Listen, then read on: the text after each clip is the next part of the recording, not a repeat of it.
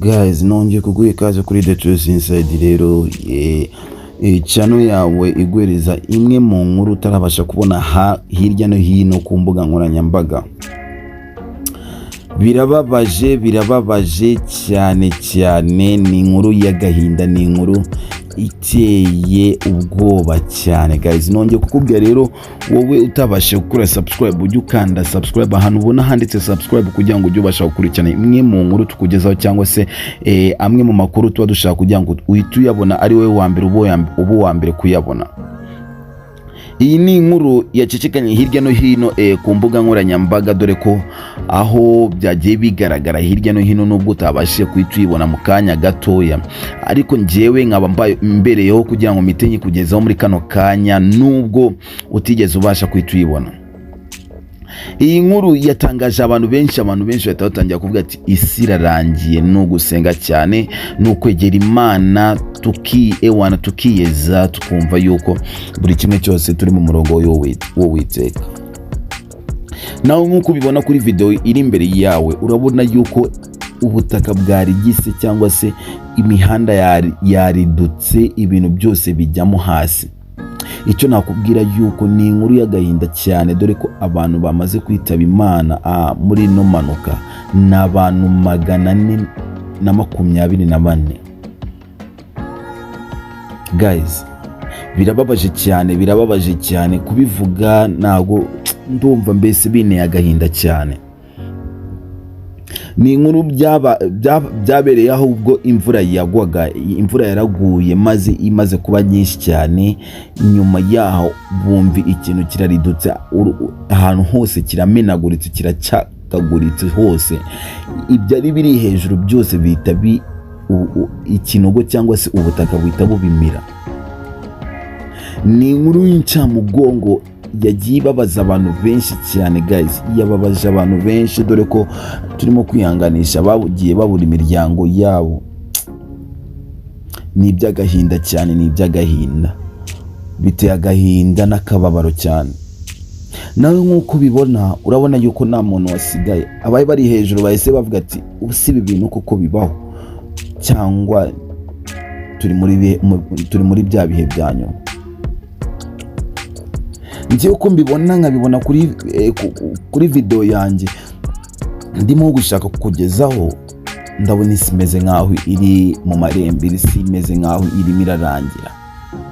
Abantu uko bwira uko bucya barimo barapfa, abantu uko bwira uko bucya barimo baragenda bashira. Abo waruzi, inshuti zawe hirya no hino, urabona hirya no hino ibintu bigenda bihindagurika. Guys, no gusenga cyane, icyo nakubwira no gusenga cyane.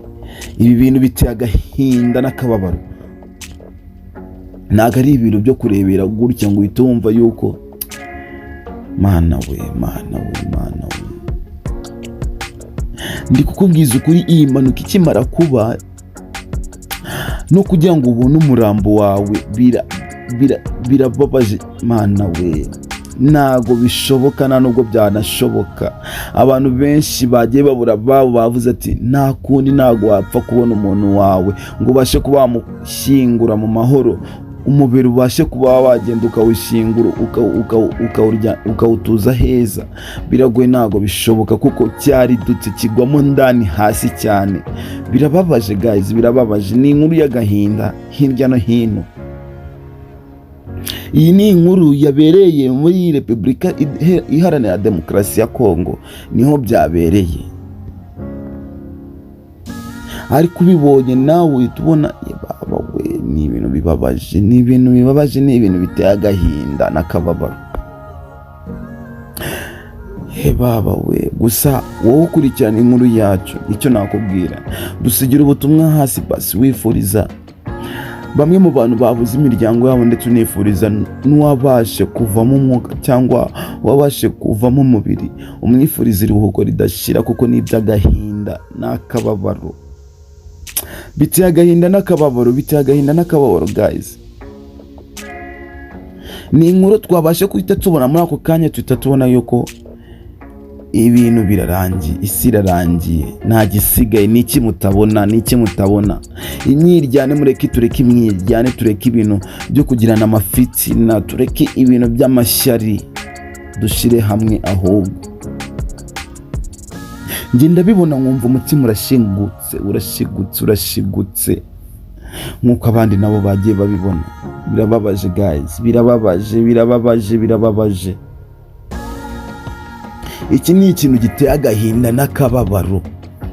Ari nkaho uhagaze hariya hejuru, waba wibaza icyo ubwonko bwawe bwaba buri hehe, ubwenge bwawe bwaba buhagaze ahagana he? Ko nanzi kutatinyuka guhagarara aho hejuru ukibona ibyo bintu ko byabaye gutyo.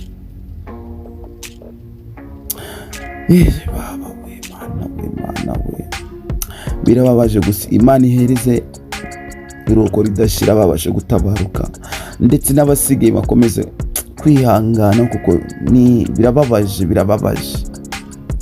Mukomeze kwihangana. Byari kuri The Truth Inside ikwifuriza gukomeza kwihangana, ndetse n'ababuze ababo Imana ibakire, ibatuza heza, kuko heza ni mu ijuru.